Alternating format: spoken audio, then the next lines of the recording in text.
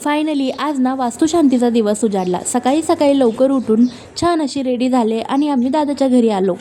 आता मला यायला थोडंसं लेट झालं होतं, पण इथे ह्या सगळ्या बायकांनी पहाटे पहाटे उठूनच छान असा पूर्णाचा स्वयंपाक आवरून स्वतः पण छान छान रेडी झाल्या होत्या।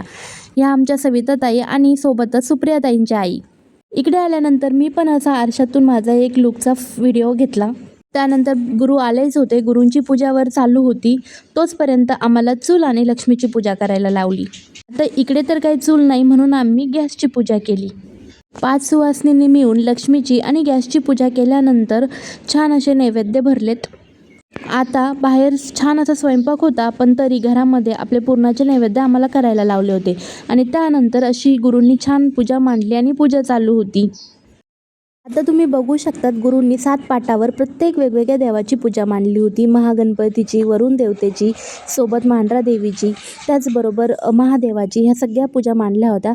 त्यानंतर गावावरनं ना 2 बोलेरो भरून आल्या होत्या, त्यात आमच्या सगळ्या सासवा, सगळ्या जाऊबाई आल्या होत्या।